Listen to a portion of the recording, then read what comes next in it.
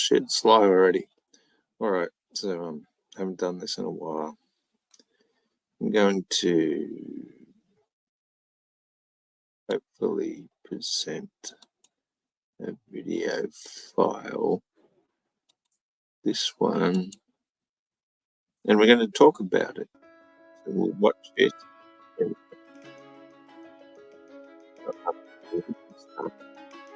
that's very nice. I don't do much about the volume. I probably could. Anyway, this is interesting news. Becoming tantamount to challenging the church. If you have competing viewpoints, usually the simplest explanation is the right So this is just the explanation. introduction I don't know if you stuff. can tell, but it's blowing around in the wind like a bouncy house. It's never about intelligence, because incredibly smart people can believe incredibly bad ideas. Eventually, we're going Ever to talk gaze about out into the some of world this we live stuff. in and wonder what the world actually looks like? Beyond what we as a society were taught in school or watched on National Geographic, the Earth's true form has been a dividing question for centuries, and it intrigues the mind to think outside of the confinements of our societal and scientific norms. Entering the flat Earth conspiracy theory, many of us think that it is ludicrous or even So I don't even like that term conspiracy theory. Right from the get-go. It sort of rubs me up the wrong way. The minute you say conspiracy theory, you've already automatically put into that sort of whack job bloody mindset. Don't like it. But, you know, in the efforts to be a open-minded presenter, I guess, we can let them get away with it. even insane, while others maybe think that it is the way that the Earth has always been shaped. When looking out at the horizon, it's hard to tell what the Earth actually looks like with the naked eye. Some believe that the Earth is shaped in a flat disk with an ice wall surrounding our oceans as it floats in a body of water. No, well, that's a gross misrepresentation of what any flat earther ever believes in the first place. So you can't even begin to create a balanced point of view if you're going to grossly misrepresent what we believe. That is not ever a flat earther's point of view. Never has been, never will be. So, you know, obviously all the other representations of the globe are false as well, but this is just as false as the globe. It's, yeah, we'll run with it. We'll see what comes up. From the ancient Egyptian to Mesopotamian societies, the records suggest the shape is true. The Earth is a flat disk in an ocean with heavens above and hell below. The Iraqi tablets, Greek philosophers, and Norse mythology all pointed to the radical idea that the Earth is a flat disk. I don't think any of them ever said that the Earth is a flat disk. It's also simply a matter of the fact that we have a magnetic North Pole center and everything just makes circles around it. So it's only going to be disc-shaped until the limits of your imagination. But once you keep going, the whole disc concept don't even exist. I don't understand why you have to think of it as a disc, unless you're imagining it in space, which is ridiculous because it's not. Earth is the base, the physical plane. Everything else is not physical. Anyway, I am tired. I don't know why I'm doing this. Set up wood. Bloody hell. mean, like big man. Delving deeper into this theory, we spoke with Dr. Ross at Longwood University to better understand the historical aspect of the flat Earth theory.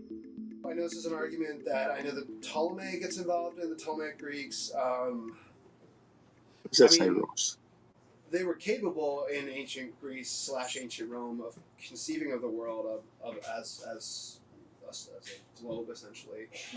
There were arguments, I'm going to forget the key figures involved in this, of a kind of flatter Earth, of an Earth that's kind of almost like encased in crystal, like an Aristotelian notion of different heavenly spheres that are almost like crystalline associated with each other. I couldn't tell you all of the names, but, of course, what's interesting in the ancient Greek context, right, is the only thing they really have to work with is a little bit of observation with the naked eye, but then mathematics, generally speaking. So it would make sense, of course, that you'd have these many different views in a world where the opinions can only be proven theoretically. Because it's kind of like a myth that Columbus and lots of people around the time of Columbus thought you would just sail off some cliff or whatever. Well, okay. That was a big jump, a big leap. You just went from the ancient Greeks, which we're talking about, 200, 300, 400 BC, all of a sudden up to fucking hell, I am tired. What were you talking about? I'm just going to rewind that just a slight wee bit. Really have to work with is a little bit of observation with the naked eye, but then ancient Greeks, mathematics, generally speaking. So it would make sense, of course, that you'd have these many different views in a world where the opinions of Columbus, proven for fuck's sake. because it's kind of like a myth that Columbus and lots of people around the time of Columbus thought you would just sail off some cliff. And where was Columbus? He was like fucking 1400s or some shit.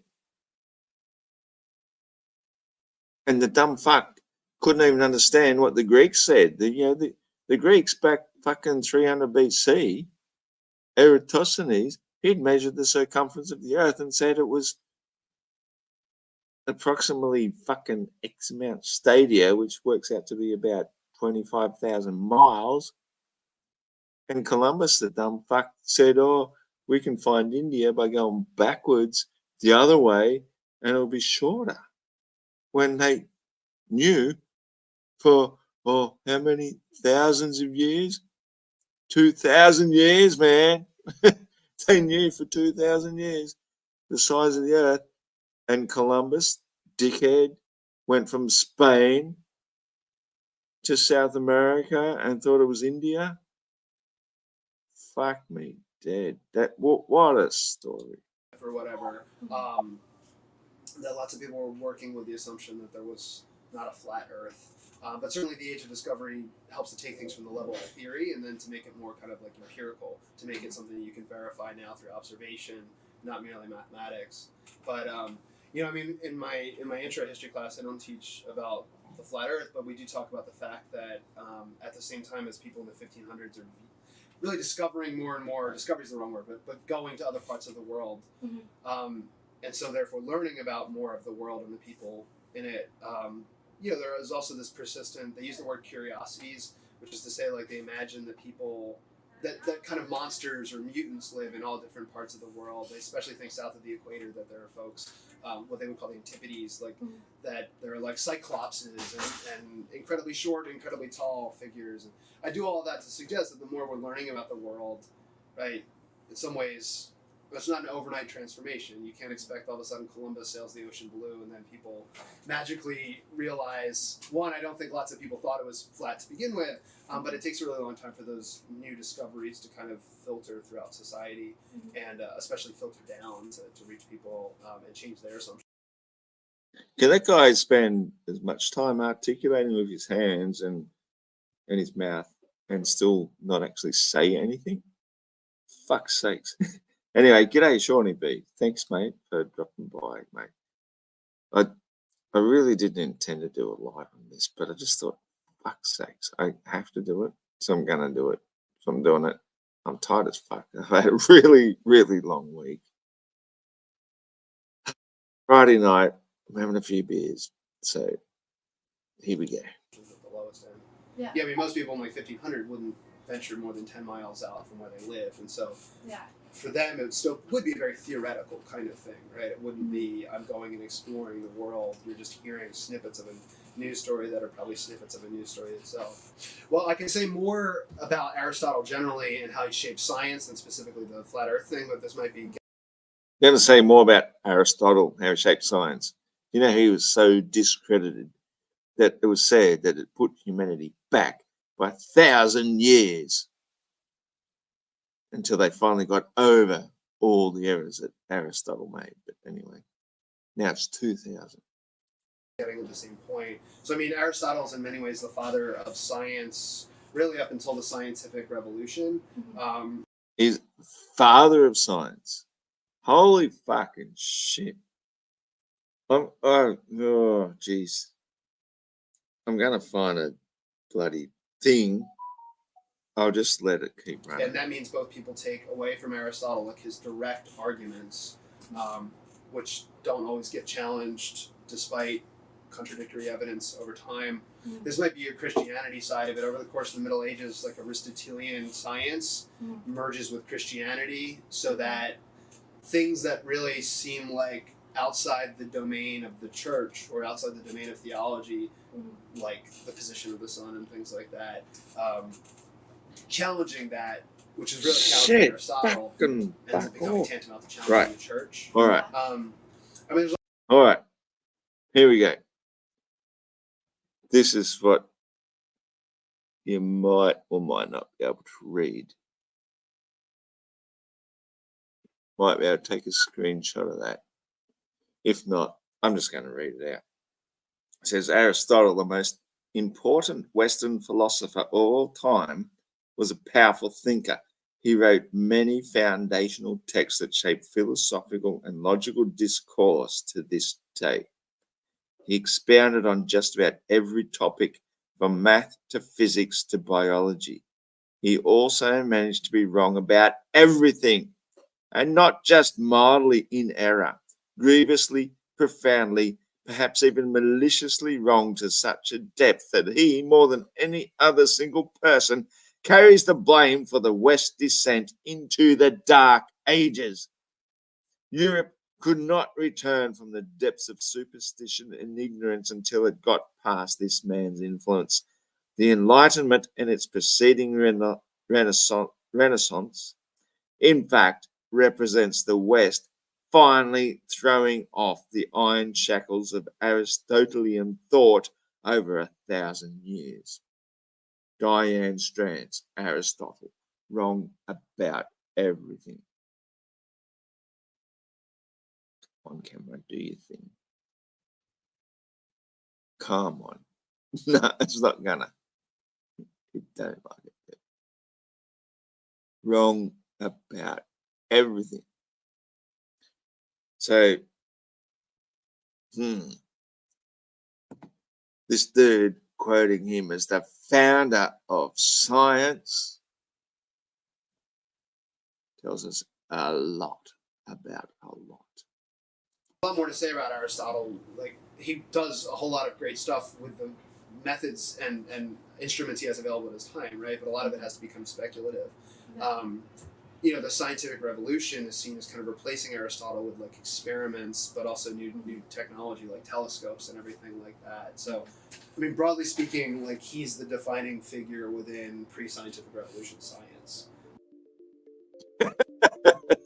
There you have it. While these are not the only people in history who have disproven the Earth being a spherical globe, the Bedford Level experiment was conducted in 1838, which was a series of observations carried out along a 6-mile length to disprove the curvature of the Earth. Samuel Shelton founded the Flat Earth Society in 1956 and led this until his passing in 1971. Yet, it makes you wonder, what is the science behind this? We went to the Chichester building at Longwood University to discuss the physics behind the Flat Earth theory. The first time I flew to Europe when I was right after I got out of college, when you look at a map of... Now this guy, he is goddamn, this is your typical redneck. This is, I've been indoctrinated by stuff. I got my diploma behind my head, and you just gotta listen to what this guy says, because gosh dang. The Earth, it looks like you would. I left from Dulles Airport up in Northern Virginia to go to London. It looks like you pretty much just head kind of slightly northeast across the ocean to go to London, but instead you fly like directly north up through along the east coast over Canada. Then you go up to Greenland and Iceland. And See, I don't want to negate him, because on our map it does the same thing. When you're flying north, everything is concentrating towards the center. Both are correct. When you're using a compass, you're always going to move in circles around the center. So from his perspective, he's still describing a flat Earth. He just assumes curvature, that they never went up and over. But, benefit of the doubt. the reason that works is that you have to follow what's called a great circle, which is a circle that cuts through the center of the Earth. That's the most efficient path for an airplane to fly. Straight line is the most. So airplanes always fly that because, the Earth is not a perfect sphere. It's slightly longer in one direction than the other. So see, that's irrelevant. He's talking about going north. The oblateness of it is down beneath the equator. It's got nothing to do with you navigating around in the northern hemisphere in the first place. But he's just jumped to that because it sounds feasible and it makes him look like he knows what he's talking about.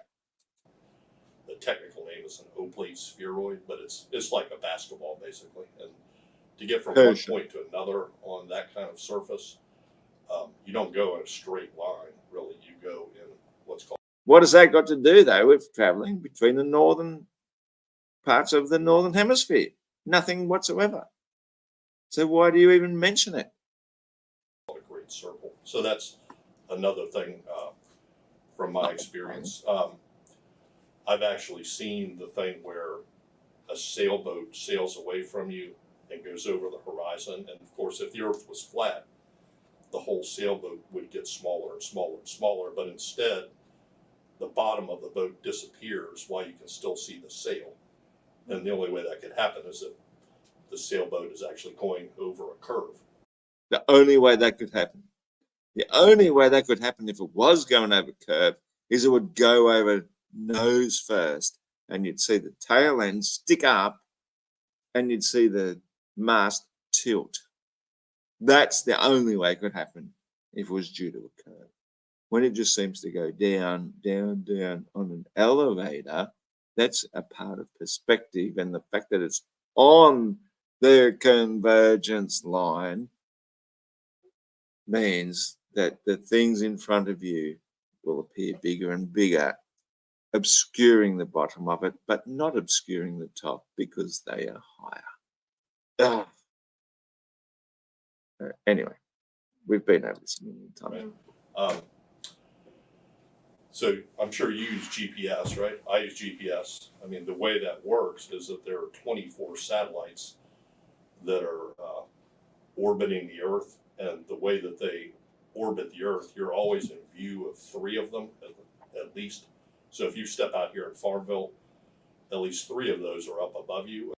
Apologize, Shawnee, mate. Shawnee B. I'll put this on the big screen so I can see it better. So I don't read the chat, but yes, you're dead right. Only way. It absolutely. Yeah. And the way that works is them circling the Earth in various paths. Let's see, one other thing, we were just talking about, you and I were talking about eclipses. A lunar eclipse is when the Earth gets between the moon and the sun, and the Earth's shadow gets cast on the moon. I love this, because if you actually put a ball of any sort on the ground and you hold a piece of card or, a board across it and cast a shadow across it, you create a curved shadow. So every single time you hear a Glerf say the only way you can have a curved shadow is because it's coming from something round, you know they're full of shit. They've done zero research. They don't know what they're fucking talking about, and they just assume that it's a fucking globe Earth casting that shadow on the moon in the first place, which we know it can't be because we've all seen the Salinellian eclipse where both the sun and moon are visible at the same time and the shadow is coming from the top down across the moon. It cannot possibly be the Earth. We all know it's not the Earth, but anyway, these Glerfs are so indoctrinated. Listen to this checkered shirted. I've seen that a number of times, and as you watch the Earth start to cover the moon, the shadow is clearly curved, which is what a sphere would do if it was casting a shadow. No, it doesn't. So those are things from my own experience. Okay, when it comes to physics, I mentioned the Coriolis force. Coriolis here force to there, and you just set your plane's instruments to go directly south. You're not going to end up in Florida because as you're flying, the Earth is turning. You're going to end up over here somewhere. Okay, So what it's basically saying is you have to fly on the diagonal. You have to fly more times faster on the diagonal than you can fly straight. Feels like something's pushing you that way. Really, nothing's pushing you that way. It's that you're flying straight, but the Earth is spinning. That effect, We'll do it underneath a bullet. It's called the Coriolis force. It's the fact that if you move over top of something which is spinning, you don't end up where you thought you would end up. And so in the military, it's like kind of mentioned before, when they shoot missiles or they shoot cannons, they have to adjust for that. The universe likes things to be spherical. Okay? If you look at... Actually, I did an experiment on this not that long ago, maybe a month or 5 or 6 weeks ago. And I went down to a place, a sort of a rocky shoreline of a riverbank. Every single one of the rocks that I found that looked spherical, when I picked them up and held them, they were flat. Everything in nature actually wants to go flat. The only things that don't have bubbles, and where in nature do you see bubbles made? When we make them. So these bubbles are artificially man-made things. Goddamn. Sorry, got things crawling over my feet. You see bubbles will turn into spheres. You see fruits, melons, that sort of stuff, sort of turn into spheres because they get expanded from the inside out. Nowhere else in nature do you see anything naturally turn into a sphere. Those bubbles, because they don't have a point where they were made, you can tell they're artificially made. Where in nature do you see bubbles? Sometimes you might see it in some sea foam or something like that. And when you really look, they're tiny little bubbles all clinging together and they've still got a flat surface somewhere. Everything in nature wants to go flat. So this guy's he doesn't know what he's talking about. He's just using examples of man-made phenomena to try and explain why he thinks other things that we can't even prove are spherical must be spherical. Raindrops and bubbles. You look at the moon, you look at the sun. You look at the moon, you look at the sun. There we go. We've only ever seen one side of the moon. We don't know what the other side looks like. It could be pyramid shaped or like a buoy, a buoy floating in an ocean. It could be flat, could be any other shape The sun, we can't prove that's spherical. Raindrops, what's a teardrop shape? Buoy shape or buoy shape? Teardrop. The bottom part might be spherical looking when we're looking up at it. Everything, as far as we know, is not spherical. We've looked at stars, we've looked at everything through telescopes and cameras, and nothing about them suggests that they're spherical just because one gas giant has moons around it. Jupiter has 4 moons. That doesn't prove anything about sphericity. Even the ring around Saturn doesn't prove sphericity. They could all be 2D flat objects to the best of our knowledge. Now, I'm not saying they are or not, but you can't assume anything when it comes to what we observe. The reason for that is that spheres are the most efficient shape that there is. And They're not, though. That's the whole problem. The sphere is the least efficient shape in nature. All rocks smoothed out by a river are flat. They create perfect skipping stones. That's the most natural shape that anything would take given sufficient time. I don't see spherical mountains. I don't see spherical trees. I don't see spherical anything. So to say that that's what nature would do, I just want to listen to him say that one more time, actually. look at the sun. The reason for that is that spheres are the most efficient shape that there is. And The most efficient shape that there is. Okay. So let's listen to him. He'll waffle on some more. without getting too technical, basically a sphere has the most volume or space enclosed with the least amount of surface area. And that's the most efficient, lowest energy way to arrange things. And so nature loves things to be spherical. In that instance, you would think then maybe the ancient Egyptians would have created domes instead of pyramids. I have a feeling that the pyramid might be the most efficient, or whatever the fuck he said, shape. If you look up into the heavens, okay, the moon is obviously round. The sun The moon appears round, yeah, but that doesn't mean that it's a sphere. is round. If you have a good enough telescope, the other planets are round. So That also doesn't mean that they're spherical. I mean, if you looked at a fucking truck 500 meters away from you, you know, I sometimes used to say 20 miles, but I've just realized recently 500 meters away,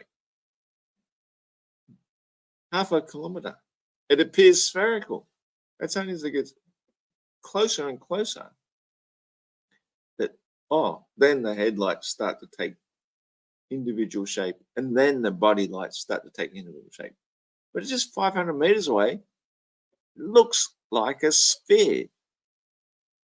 I don't see why that would make a truck spherical 500 meters away, and you're talking about shit that you think is thousands of light years away. What the? You even think the moon is 250,000 miles away. The moon, something that we can just see, we can zoom in onto it with great clarity and see all sorts of clarity of the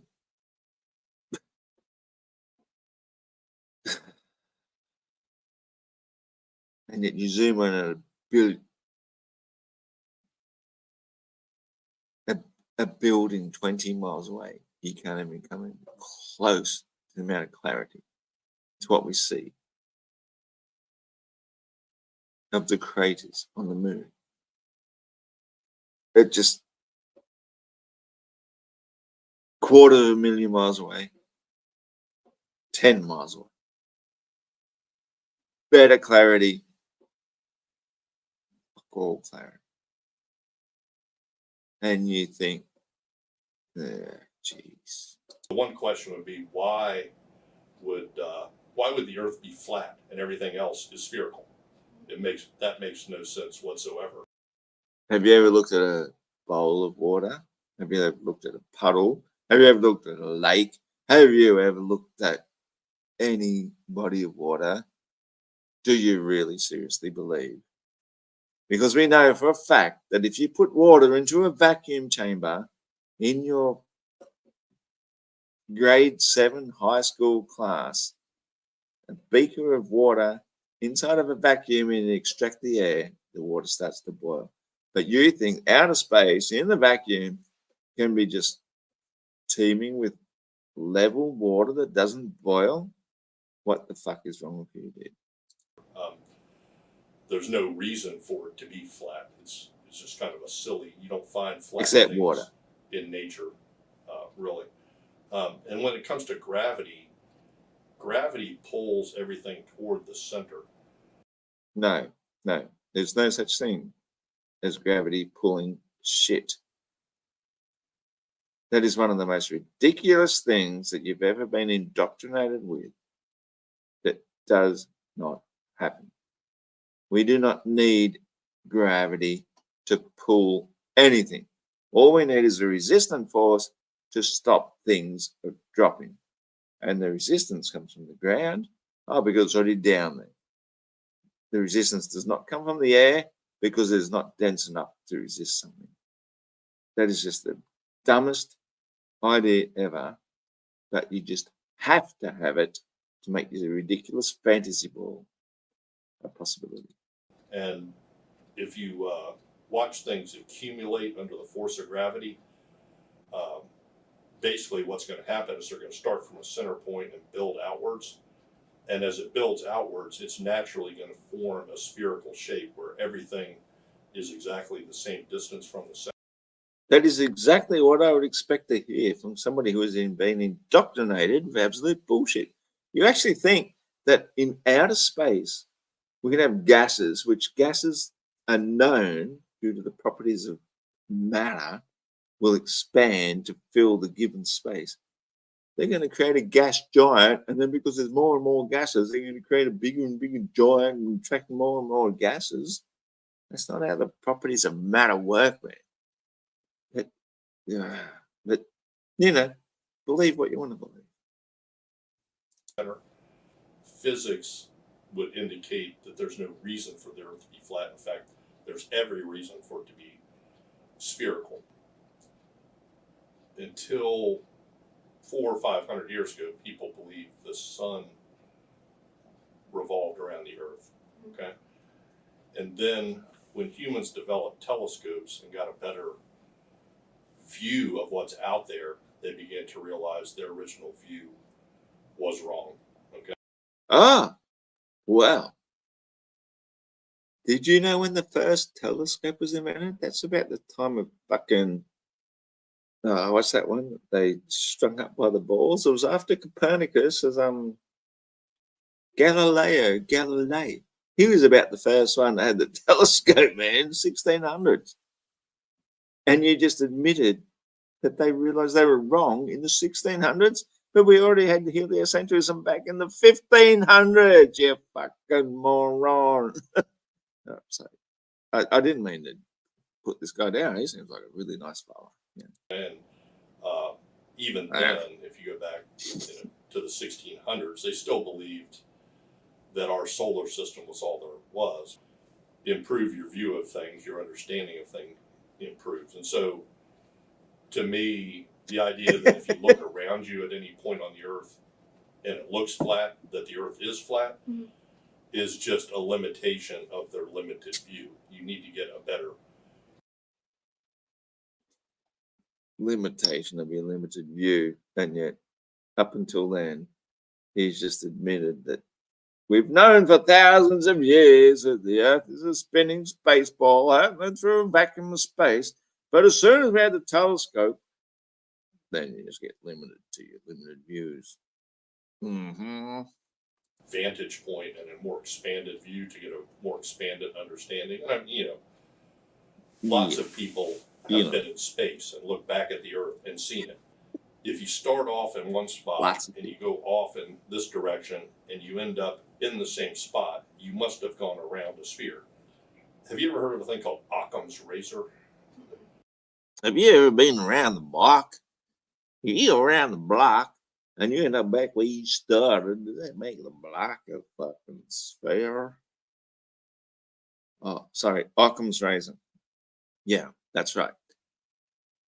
The explanation with the least amount of assumptions that can't be proven is usually the most correct. How many assumptions have you used this whole time? This is a long time ago.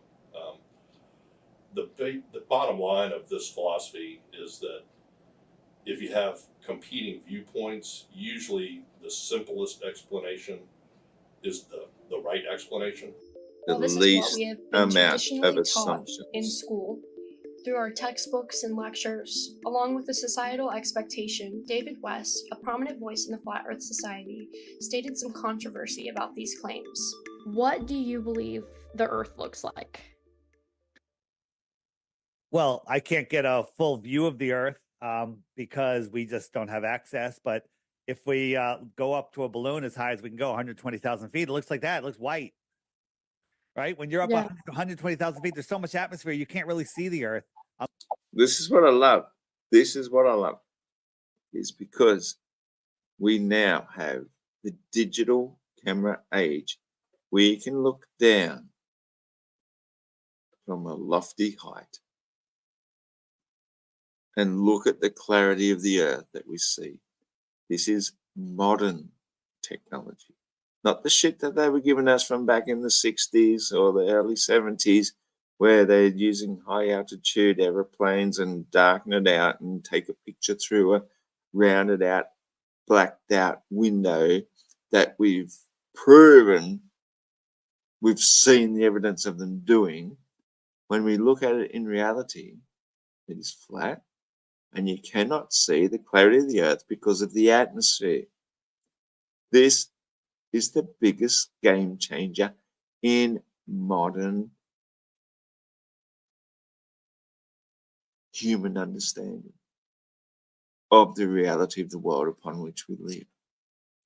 The digital camera has changed everything. And this shit is only 20 years old. So all these people talking about stuff they've known for thousands of years can just be written off. Fucked right off. You haven't known shit. We have this technology now. Look at it. Look at that. It is flat. That is the world we see from just 24 miles high, 120,000 feet. That is what we see. That is the game changer. That ends the debate once and for all. Like NASA shows us these vivid color pictures that are absolutely ridiculous. So I think the Earth is like a pond. Mm-hmm. And the shoreline of the pond contains our water. The shoreline of a pond has to be higher than the water to contain it, right? Because if it was lower, you'd have a waterfall, right? The water would go away. So the shoreline of our world is Antarctica. Antarctica is the highest land on Earth. Let me just show you what that looks like real quick. So this is just a little illustration. So here's our world. You got South America, America, right? Africa, Australia. And this is the shoreline of our world. Antarctica is the highest land on Earth. It contains our water. So that's kind of what it looks like. Question is, what's out here? What's out there? What's out here in the outer space? See, and this is where I agree with him. That Antarctica isn't necessarily just the edge. there could be water outlets, which indicates that there's water level potentially infinite, and potentially infinite more lands. We are just not permitted to go beyond that particular ice wall at this stage in time, because we've been conditioned to think we cannot go there.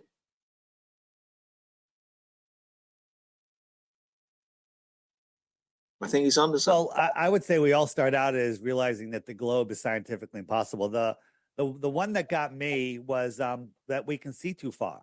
And I live on the water my whole life in the same town, pretty much. And the idea of seeing ships go over the horizon, and and then you could take today's modern optics and zoom them back in. And I was like, wait a minute, I can do this. So I went out, and at the time Nikon had come out with the P900 super zoom camera, and I went out and I zoomed in on a buoy that should have been over 60 feet below the curve, and I could see it. So there's no horizon here. There's no boats on the horizon, right? There's no boats. As I'm zooming in, I'm making that bigger and bigger and bigger. And all of a sudden you go, oh, look, there is a boat there. So here's a boat that looked like it wasn't there, zoomed in on it, and it's there. And so if my finger can't hide that boat, but if my finger was a wave and it was closer, as that boat gets smaller, it could hide the whole boat. Spot on. Where'd the boat go? Is it over the curve, or is it just out of your visual range? It's beyond your horizontal eye zone. Yeah, there's very, very simple evidence. A ball is required to have a physical horizon at a certain distance based on your viewing altitude. Right now, the ball is hiding my mouth. You can't see it. And you can't zoom in on it because it's behind a physical curve.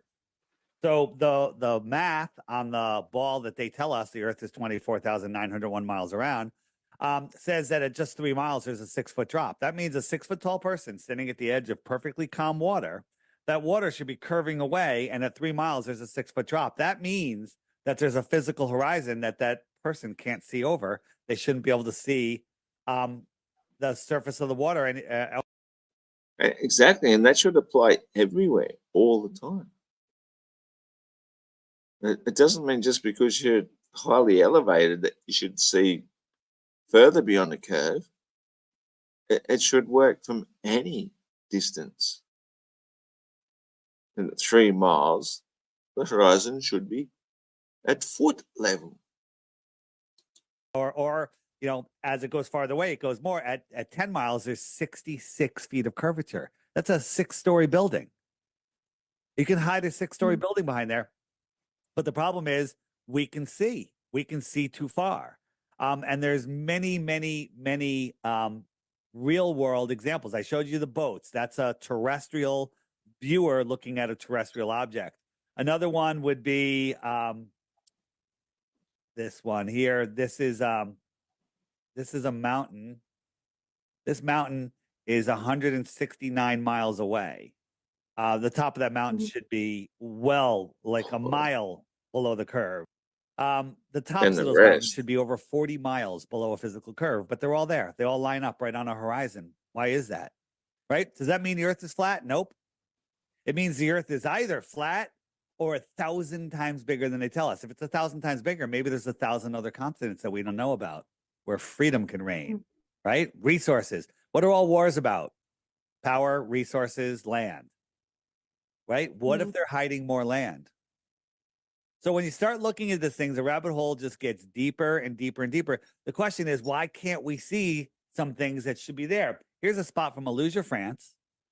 175 miles out here is a mountain called Mount Canigou. Sorry to interrupt you there, Dave. It should have been 3.6 miles below the curvature. And you can't see it. Why can't you see it? Well, the light that's bouncing off of it isn't strong enough to push 175 miles away. But twice a year, as the sun migrates in between the tropics, it's lined up with the viewer and the mountain. And as it goes into the distance, it backlights the mountain. And all of a sudden, you can see the whole mountain. The very top of the mountain here should be over a half a mile below the curve from this viewing spot. But twice a year, you can see it. They want you to believe, they teach us that all the planets, they go around the sun, but in their model, the globe model, the sun is moving at 500,000 miles an hour. So it's all chasing the This is sun. We're traveling classic. 4.4 billion miles a year. It's a huge number. 3 Never to more return to where we from were before. And somehow everything remains in perfect timekeeping order, perfectly, right? None of the stars ever change. They're always the same. Go out tonight, take a picture of the stars, put a note in your calendar to do the same thing next year or in 10 years, and every star will be in the same place, even though we've gone trillions of miles. Polaris is, right over the North Pole, right? And so everybody in the upper part of the world, the northern part on the globe, can see it. That makes sense. It also makes sense on a flat Earth, right? If it's at 0 degrees latitude, once you're beyond the equator on the ball, there's no way you can see Polaris because there's a physical obstruction. It's too.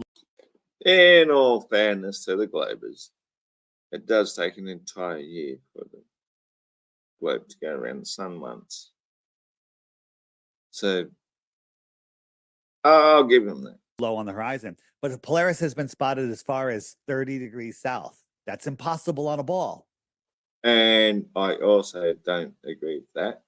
I don't think Polaris has been seen 30 degrees south because I live 28 degrees south and I've never seen Polaris down here. So I think there's a place called Mount Kilimanjaro, a place in Africa, the south of the equator, and it's high enough to be able to see Polaris. But I think, sometimes even flat earthers get things wrong. That's okay. But no, we do not see Polaris 30 degrees south. I would know because I watch the stars all the time. Impossible. And it's the only star that's stationary. Right? With all of this going on, Polaris never moves.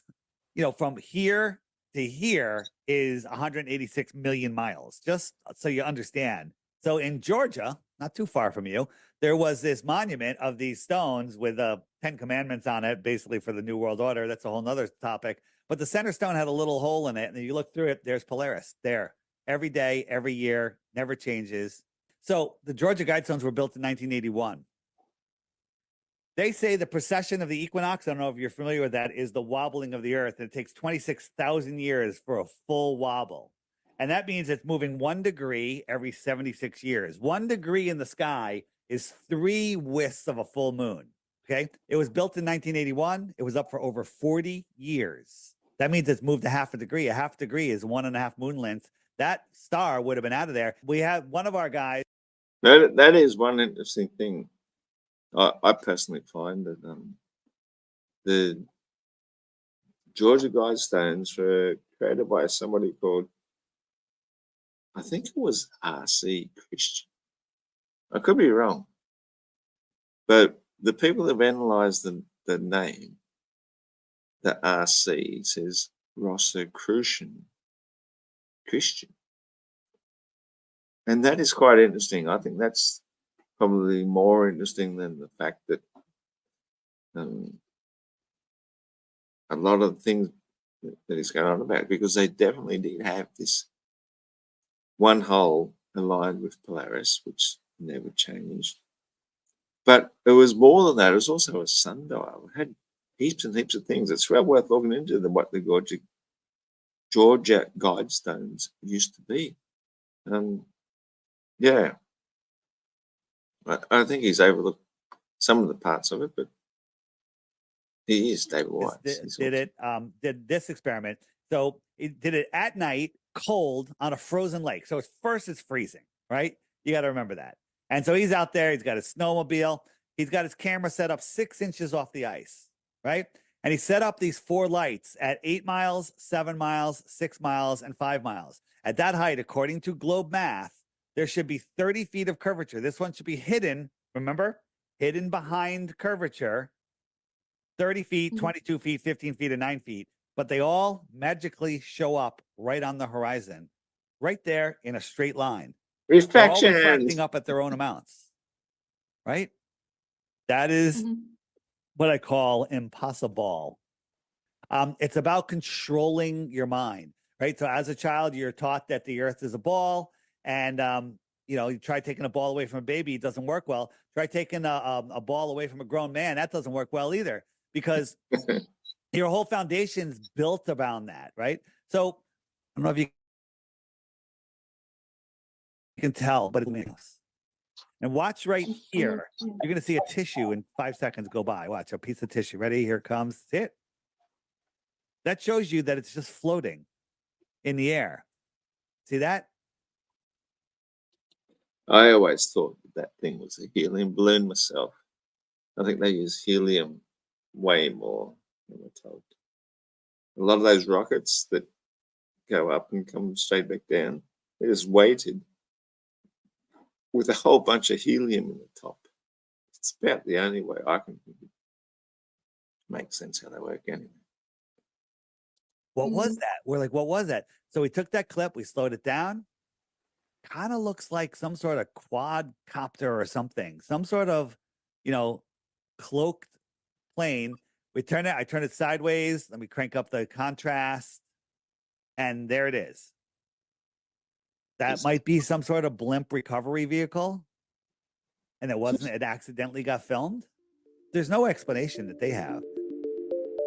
This leads the mind to wonder, is this the true shape of the Earth that has been hiding from us for so long? After speaking with Michael Marshall from the Good Thinking Society, which is a non-profit organization from the UK, its goal is to encourage curiosity and promote rational thinking, providing insight into a more rational way of thinking in this flat Earth dilemma. I mean, first and foremost, I think the world isn't flat. I think it's the Well, it's not, obviously, because we have topography. And as we just saw in that little brief clip before you came on, the stars were the ones rotating around above us and the water was remaining level. And anyway, let's listen to Mr. Smarty Pants with an AE map behind him, mind you, about why he doesn't think the Earth is flat. the spherical shape that that science strongly suggests that it is. And so I Strongly suggests, but that's a claim without evidence. And I'd like to see you provide some evidence, but you don't. You're just going to say you support what science strongly suggests without evidence. find the flat Earth conspiracy theory fascinating as to how people end up believing in something that is so comprehensively rejected by the rest of society. Rejected by the rest of society. Well, that actually suggests, okay, so we're heretics. We don't go along with the dominant paradigm. And I don't think there's anywhere in history where we have proven that the majority belief turns out to be correct. So technically, you are lending support to us by saying that anybody who believes anything that everybody else rejects must be correct. Okay. And I think it's kind of a sign of the kind of forces in society that can lead people into these niche channels. I start to see that actually it's not just that these people think the world is flat; they actually have an alternative version of reality in many ways. They believe that.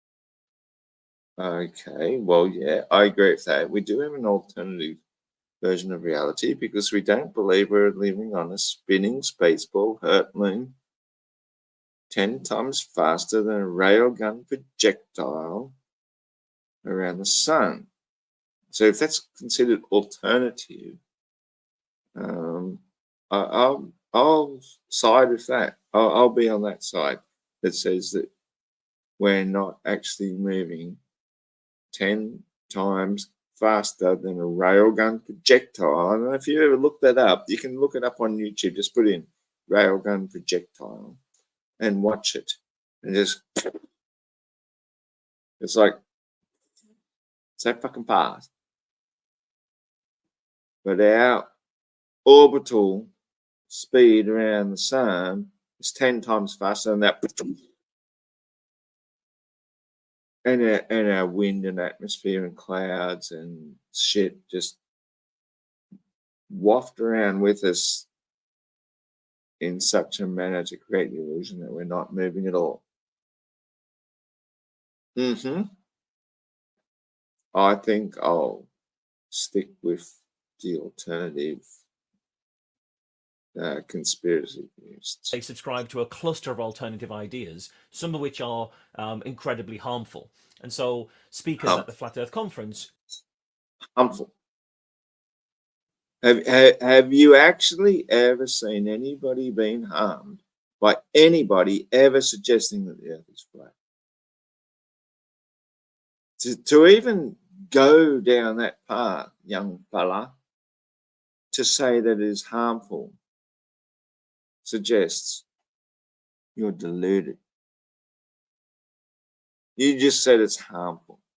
At the very most, if we were living on a spinning space ball hurtling around the sun, flying through a galaxy of shit, even if we were to believe otherwise, it doesn't hurt anybody. So I don't see how it could be harmful. I would love to know where it's harmful. Yeah, they'd be talking about how NASA is hiding the truth of the flat Earth, but they would go further and say who are the shadowy forces behind NASA and who is the global cabal that is running all of the one world government. And, you know, this very quickly slips into anti-Semitic conspiracy theories and all sorts of things. I beg your fucking pardon. I'm sick of you fucking cunts trying to accuse us of being anti-Semitic. That is just fucked up. Totally fucked up. And I'm sick of you fucking globers trying to pin us down as being anti-Semitic just because we're truthers. That is fucked up.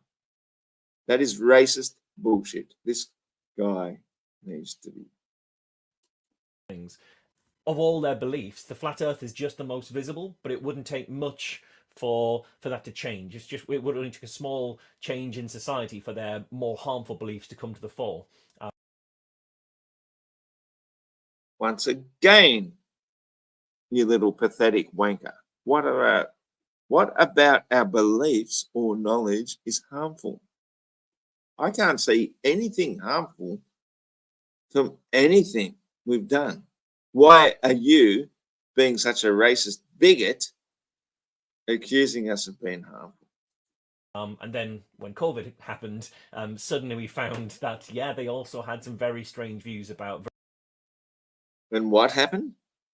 Are you trying to tell us that something happened and people were dropping dead on the streets and we watched 20% of our population is dropped dead on the streets? No. You are towing the line. Virology and vaccines and things like that. While it might seem from the outside like this is a relatively harmless idea, it's even things that seem silly and trivial can be markers of something more serious, and you have to kind of try to protect people from slipping into very dangerous patterns of thinking. I think dangerous patterns of thinking. Okay, let me see now. How much danger have I caused in all this time that I've been looking into flat Earth?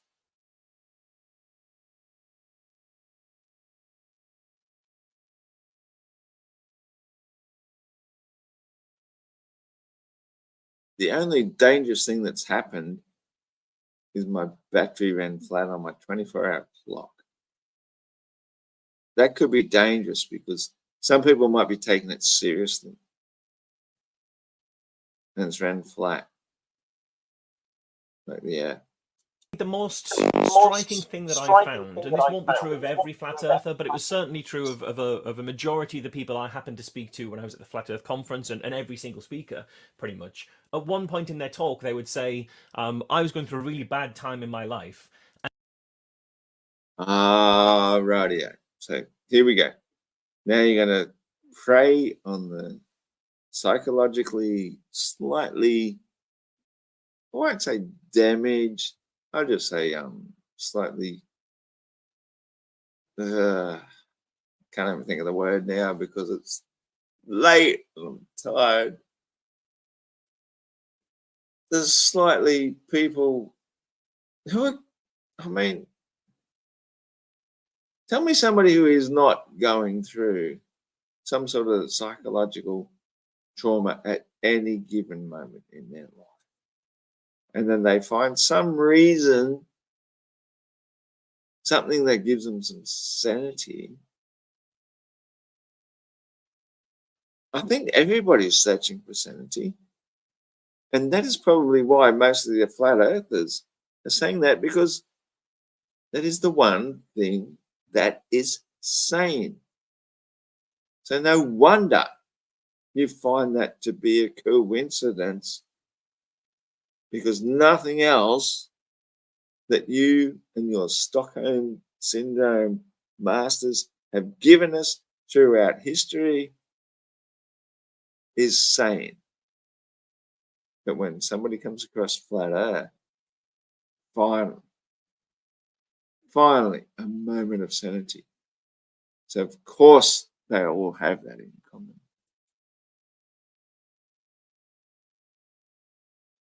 And this won't be true of every flat earther, but it was certainly true of a majority of the people I happened to speak to when I was at the Flat Earth conference, and every single speaker, pretty much. At one point in their talk, they would say, I was going through a really bad time in my life, and then I realized the world was flat. And people would list a midlife crisis, a health crisis, a relationship breakdown, losing a loved one, losing their job, just different crises that had impacted on people's lives. And without even just casually, they just mentioned this as part of their journey. But I think it's not a casual part of their journey. I think it's quite a significant part of their journey, because I think when Of we're course under it is. duress, we turn to simple answers for No, we turn to sanity when we find something that makes sense, matches observations. We finally reach that realization where, oh shit, yeah, that makes sense. Thank fuck. Because nothing else has until then. Because we've been told our lives we live on a spinning space ball. You fucking moron. complex problems. And then we also have the effect of, I guess, being able to find anybody online who agrees with you and being able to form a community around a belief. You have effectively a sort of group polarization happening. No. Each and every one of us does it individually, motherfucker. Like, I'm not a part of a group. I'm the most individual motherfucker you could know. And most flat earthers I meet, I think I met two, they feel the same way. We're disengaged with society because society is completely fucked up. We're all individuals who've recognized the fucked upness of your global fucking beliefs. Every single one of us are individuals. We're not part of a group, but we do recognize other people who have come to that realization. Oh, shit. And group polarization is this idea that if you get people together who share a belief, I'd say a 7 out of 10 on the spectrum. You're talking about the globe, mate. You are talking about the globe. Everybody believes in the globe. Everybody believes in it. You're 99% of the believers in the globe. You are literally describing your own heliocentric religious belief. Of whatever particular idea in terms of their strength of belief. If you get a load of 7 out of 10s together and just put them in a room by themselves, they don't stay at 7 out of 10. They get more and more extreme because there isn't the rest of society to anchor them back to 7, and they'll go to 8 and 9 and 10. And I think we see that polarization in the flat earth. And we saw that as people spent more and more of their time in online communities where the only people from a Glerf who is with 99% of the human population. That's people they'd be talking to would be other fellow believers. And so they would start to transition their social life into these communities. And I think that was a real risk factor, because it also means that if someone in that community does have anti-Semitic views or believe in some pretty... There he goes again with that anti-Semitic thing. It has been well proven way, way, way back that even the people who came up with that saying laughed about it because they thought it was hilarious that they could accuse people of being anti-Semitic.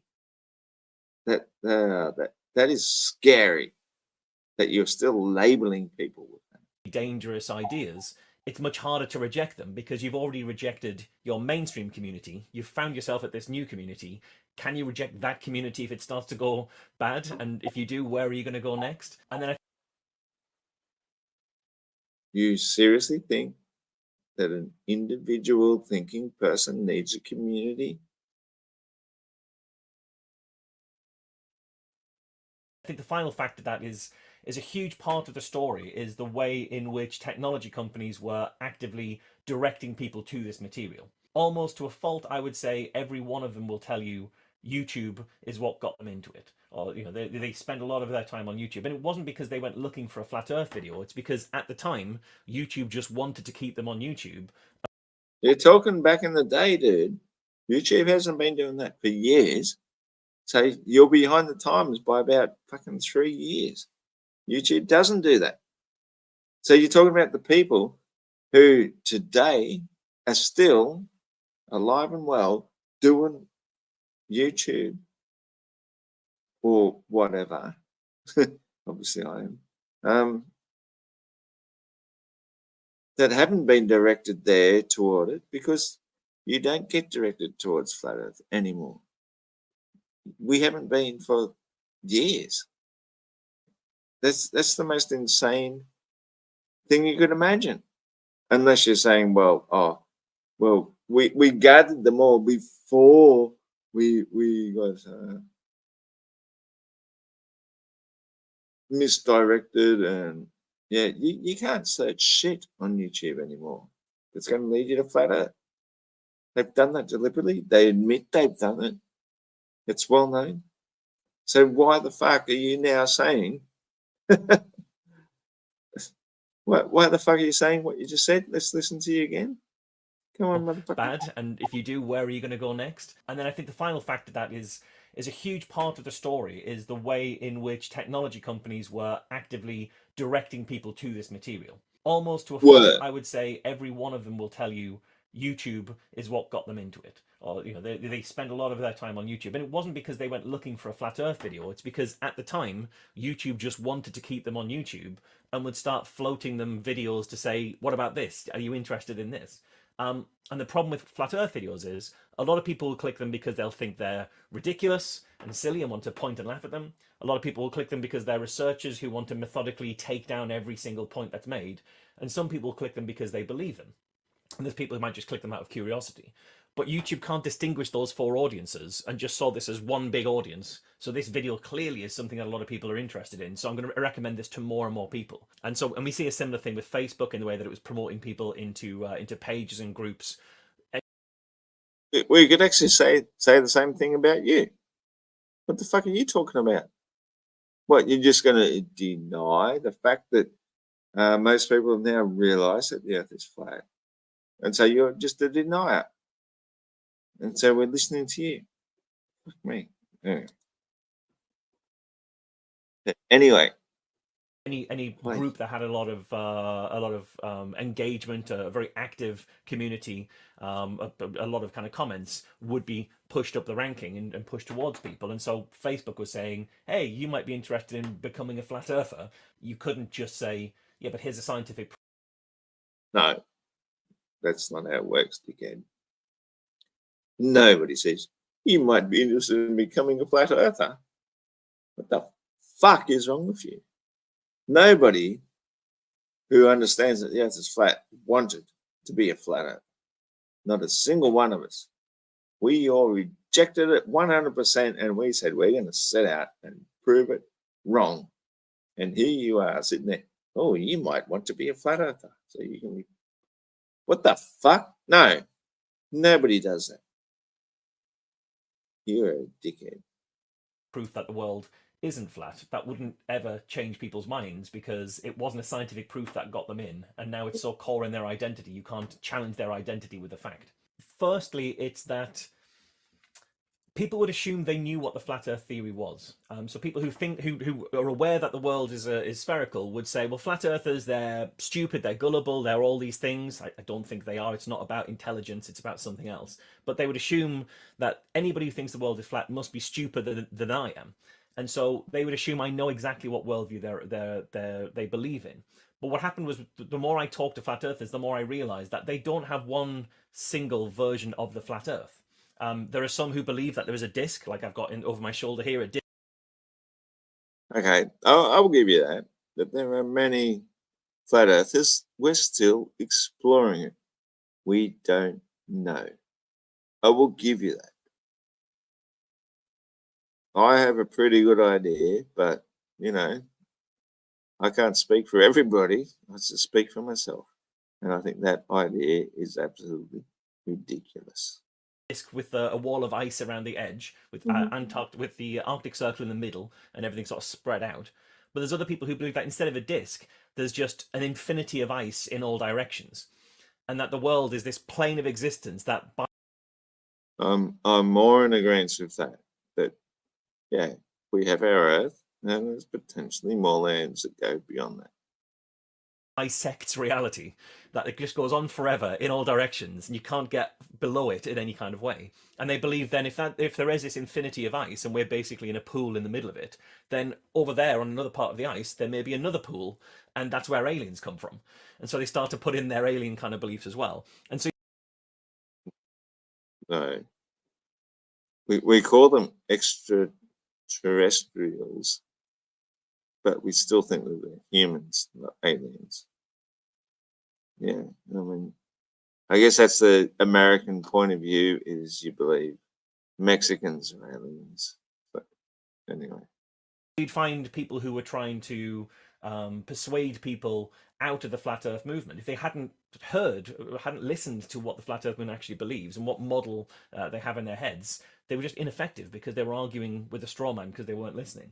And going along to the flat earth conference, what I found was speaker after speaker would get up and talk about a different, just coincidentally, like it wouldn't be a central part of what they were talking about, but the worldview, the shape of the world that they were describing would be different from the previous speakers. There's one speaker who got up and explained that the world is a diamond shape, with the equator being at the right across the widest part of the diamond, and the North Pole being the point at the top and the South Pole the point at the bottom, and that can explain.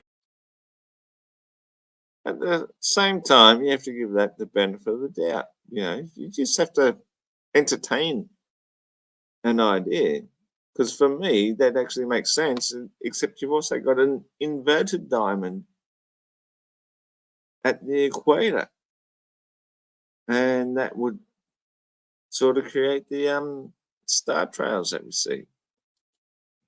Each to their own. Oh, don't tell me fuck no. Sorry, I just clicked way past. That looked about right.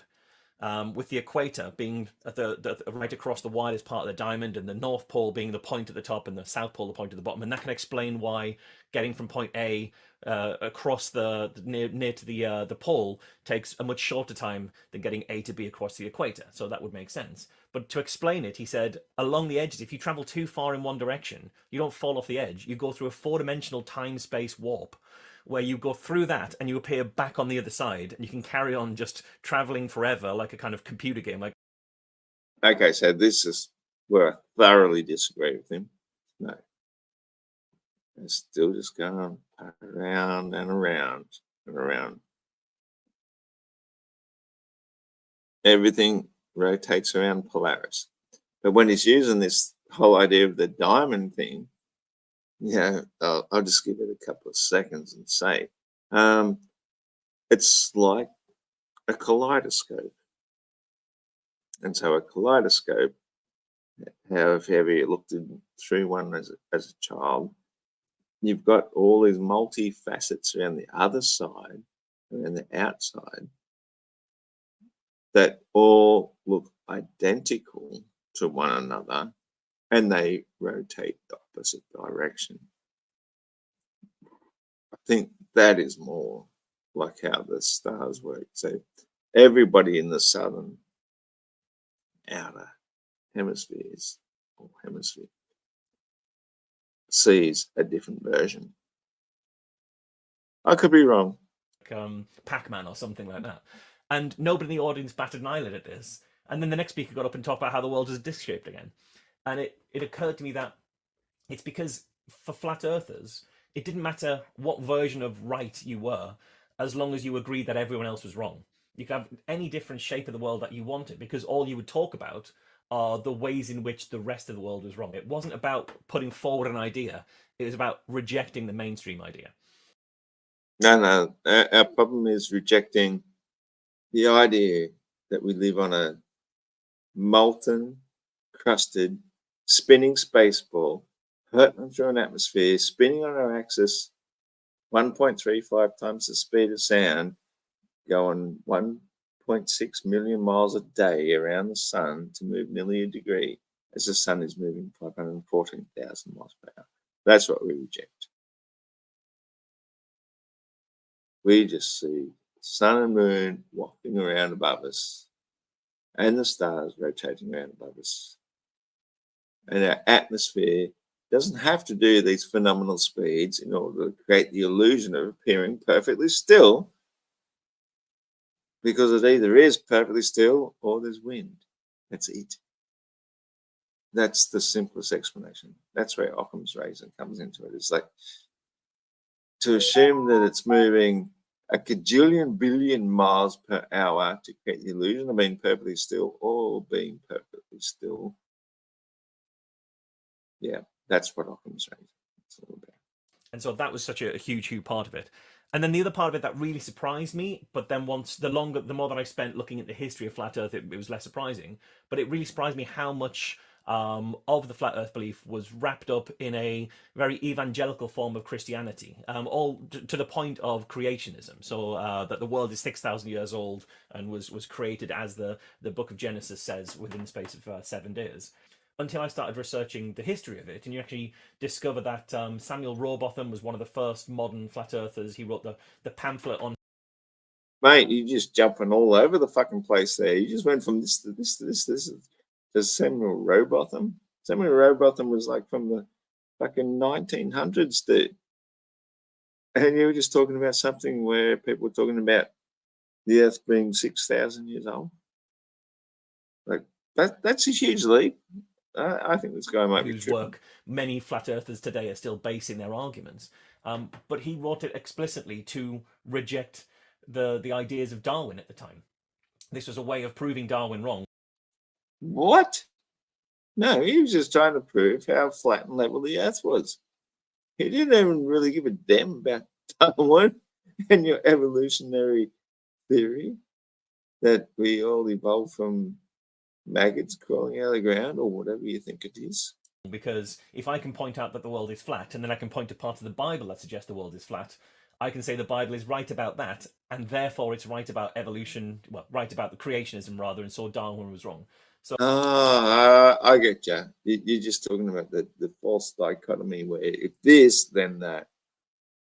There could be a fucking 100 million different variations of how life came to be.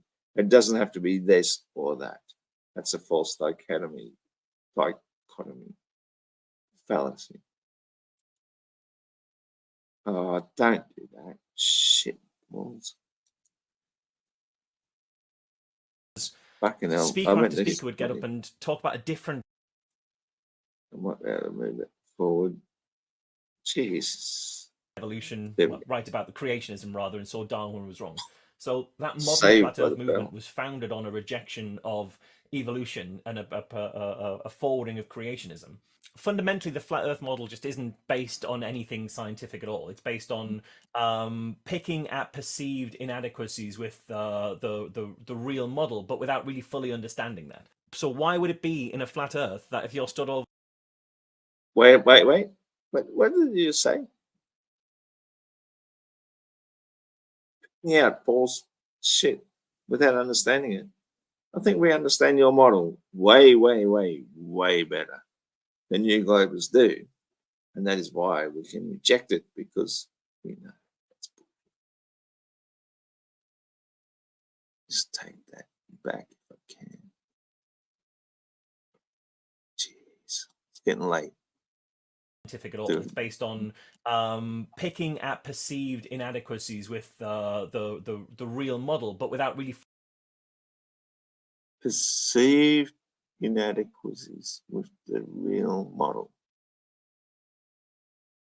fully understanding that. So why would it be in a flat Earth that if you're stood in Australia, you can see the Southern Cross? If you stood on the opposite side of the disc, furthest away, you can see the Southern Cross. But because we see them at a different time of the day.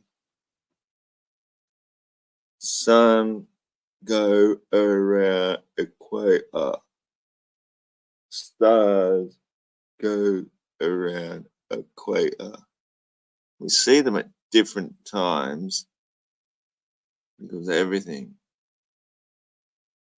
rotates. Holy shit. A Glerf's really this stupid. Obviously this one is. the bit in the middle, you can't see those stars. Why aren't you looking at a consistent set of stars right across the entire disk Earth if it's a flat disk looking out at the sky? Because it's fucking night. Shit balls, man. You don't see stars during the day, you see them at night. Time zones, night zones, day zones. Ugh. Come on. It makes no sense. It only makes sense if you have a spherical version of the Earth. A spinning space ball hurtling through a vacuum of space at 88 times the speed of a fucking sound? No. The atmosphere clinging to a spinning space ball does not make sense. Sorry, dude. You're wrong. I think in these situations, it's never about intelligence, because incredibly smart people can believe incredibly bad ideas. And obviously, you're not very smart at all, but you still believe in stupid ideas anyway. And unfortunately, they're really good at believing bad ideas because they're smart enough to find justifications to themselves. So they can be very effective at that. Huh? Yep. Projectionism is really good. If you can seriously believe the ground you're living on, even for the slowest speed, is moving faster than the speed of sound. The other one is 88 times the speed of sound. The next slowest is 670 times the speed of sound.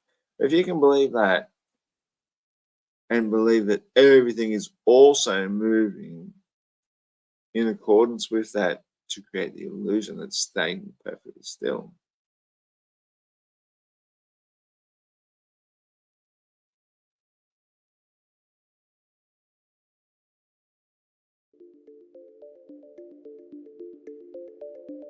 After speaking with these individuals, there is a clear divide in what the population believes that the Earth's true form is.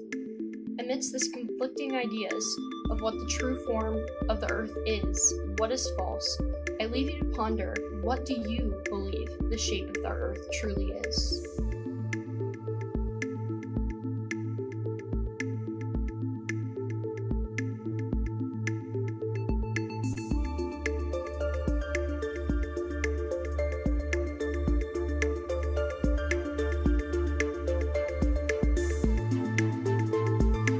Shit, sorry guys, I missed all these chats. I had it on full screen. I was just saying.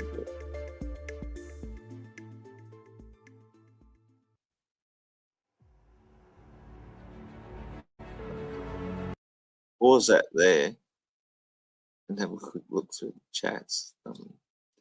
V Thomas, hey going, bro? Shawnee V obviously still there. Boston Ray Mud Flat Adventures, hey bro.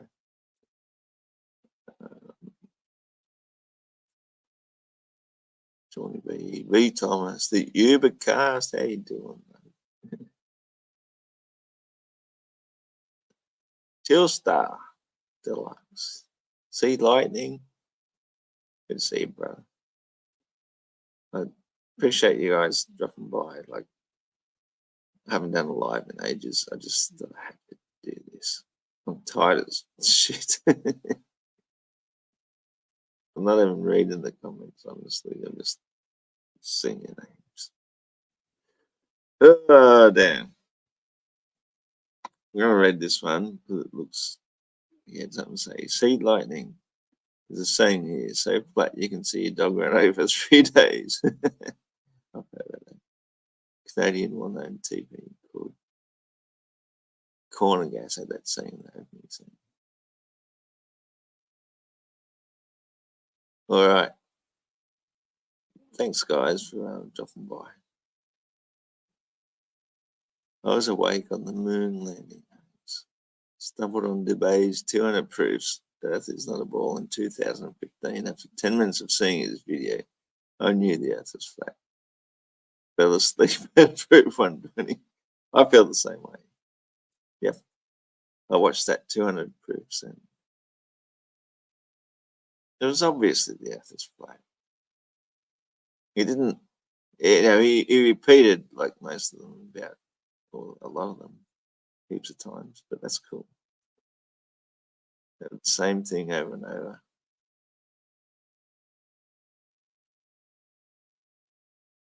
Johnny B, what is the real model? Yeah. I reckon I've got a pretty good beat on it. And I do try to explain it quite a bit. I've done a few. I guess I only post them on TikTok. I thought I posted them on YouTube as well. I think the real model is that there's this flattened stationary and we've got a serious firmament above us about 70 miles high. And that contains the gases. And in turn, those gases, like the helium and stuff, contain the firmament. It's a bit of a two-way situation, and that creates a downward pressure. We have the pressure. And I do not think the sun is inside the firmament, unlike many flat earthers. I'm one of those ones that thinks it's several thousand miles high above it, but I think the moon is within. So, yeah, we've all got a lot of different ideas, and I think over a period of time, we're all going to eventually come to a consensus. Anyway, I just wanted to critique that video. So thanks for watching. I'll catch you next time.